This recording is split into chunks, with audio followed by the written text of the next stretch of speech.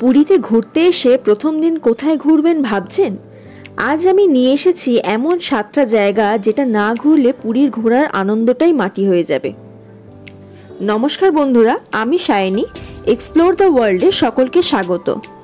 পুরীতে আমরা আগেই বলেছি মহাভারত লজে ছিলাম, যা শঙ্করাচার্য মঠের বিপরীতে ও স্বর্গদ্বার থেকে 10 মিনিট দূরে অবস্থিত।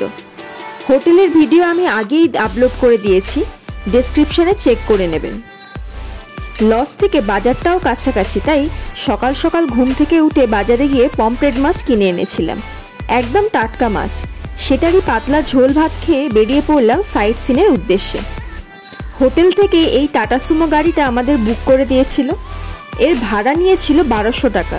4 ঘন্টা সময় সবকটা সাইট সিন কভার করাবে।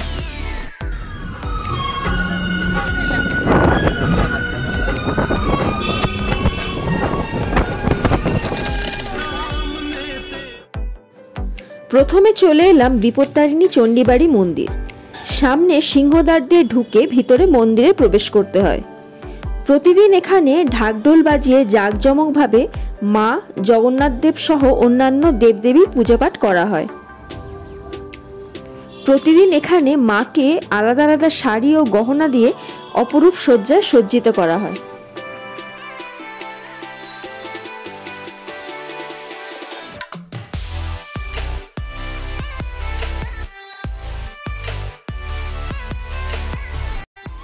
গাড়িতে উঠে আবারও বেরিয়ে পড়লাম পরবর্তী গন্তব্যের উদ্দেশ্যে।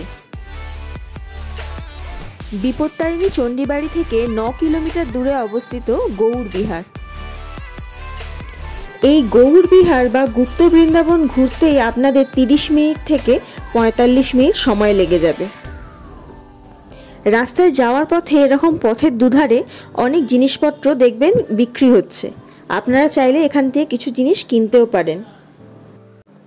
এখানে যাওয়ার সময় দেখবেন অনেক বড় লাইন পড়ে, কারণ ভেতরে ঢুকতে গেলে 10 টাকা পার হেড প্রবেশ মূল্য দিয়ে ঢুকতে হয়। এই গৌড় বিহার সকাল 7টার সময় থেকে 12:30টা পর্যন্ত খোলা থাকে, আবার বিকেলে 3টে থেকে 5টা পর্যন্ত খোলা থাকে।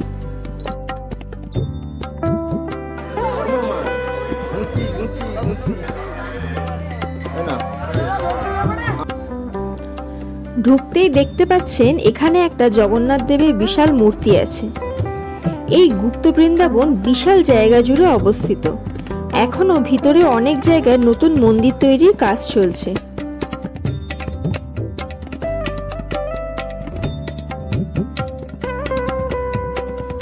এটা একদম মন্দিরের সামনের জায়গা। এখানে খুব সুন্দর একটা সূর্যদেবের মূর্তি আছে, যা 7টা ঘোড়া মিলে টেনে নিয়ে যাচ্ছে।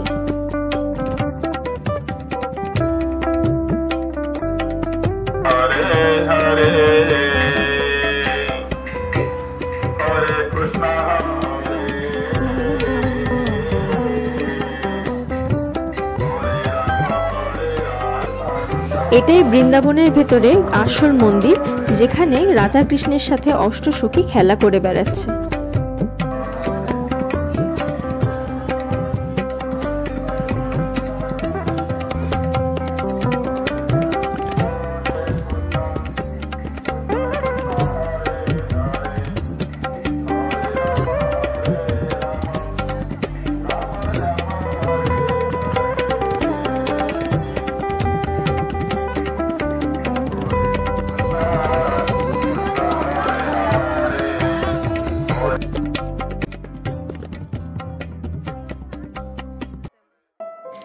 এবারে চলে এলাম প্রায় 4.5 কিলোমিটার দূরত্বে অবস্থিত ওমকারেশ্বর মন্দির।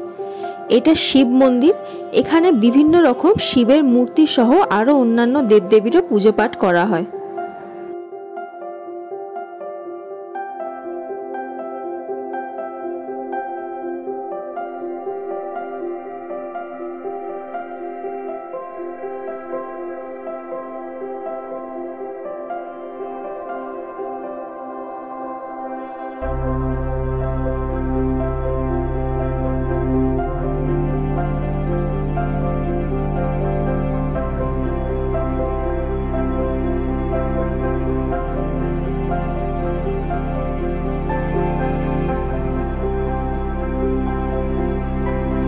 এখানে রাধা কৃষ্ণের রাসমঞ্চও আছে, আপনারা চাইলে এখানে পুজোও দিতে পারেন।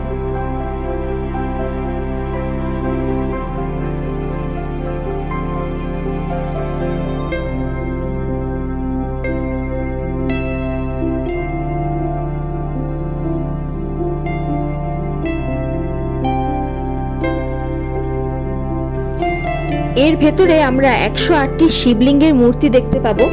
এক একটি শিবলিঙ্গের এক একটি বিশেষ নাম আছে।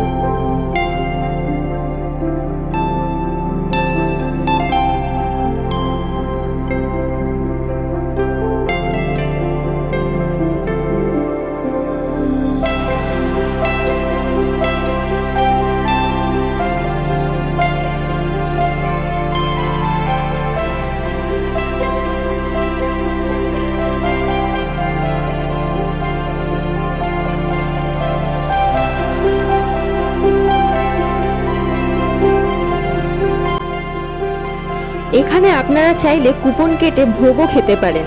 স্পেশাল ভোগ আছে 150 টাকা প্লেট, আর নর্মাল ভোগ আছে 100 টাকা প্লেট। এমনিতে 10 টাকার প্লেটেও পাওয়া যায়। 10 টাকার প্লেটে শুধুমাত্র আপনাকে পায়েস দেবে।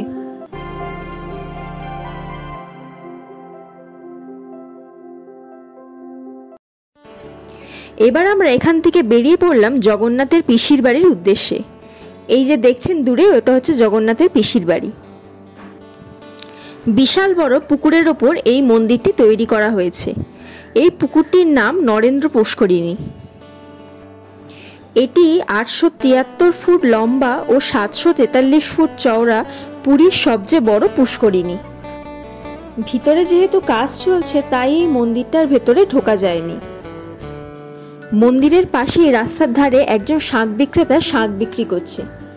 বড় শাকগুলি 4টে 200 টাকা এবং ছোট শাকগুলি 4টে 100 টাকায়। যে কোনো 4টে 100 টাকা, বড়গুলো 200 টাকা।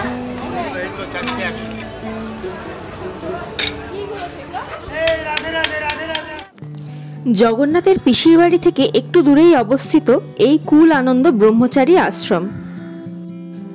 এই মন্দিরটি পুরোপুরি পাথর দিয়ে নির্মিত, কিন্তু ভিতরে ক্যামেরা অ্যালাউ ছিল না, তাই আমরা ছবি তুলতে পারিনি।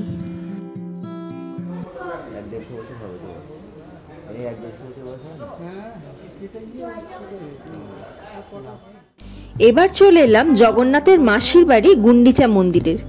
একদম রাস্তার উপরেই অবস্থিত এই মন্দিরটি, কিন্তু এই মন্দিরটিও সন্ধ্যেবেলা বন্ধ ছিল, তাই আমরা ভেতরে প্রবেশ করতে পারিনি।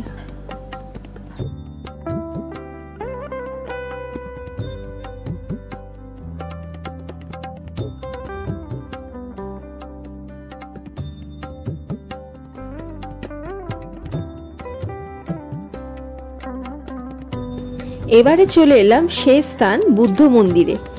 ঢোকার সাথে সাথেই দেখবেন আপনার একটা অদ্ভুত অনুভূতি হচ্ছে। অদ্ভুত শান্ত পরিবেশের মধ্যে আপনার খুব ভালো লাগবে। এই যে পাথরের মূর্তিগুলো দেখছেন, এখানে অনেক শিল্পকার আছে, তারা বসে বসে এই মূর্তিগুলো এখানে তৈরি করে।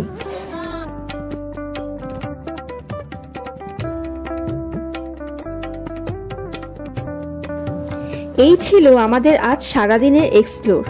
গাড়ির ড্রাইভার খুব ভালো ছিলেন, কোনো তাড়াহুড়ো করেননি। 4 ঘন্টার বেশি সময় ধরেই আমরা ঘুরেছি। আমার এই ভিডিওটা আপনাদের কেমন লাগলো জানাবেন সবাই কমেন্ট করে, আর ভালো লাগলে অবশ্যই ভিডিওটা লাইক ও চ্যানেলটা সাবস্ক্রাইব করে দেবেন। আজ আসি, টাটা।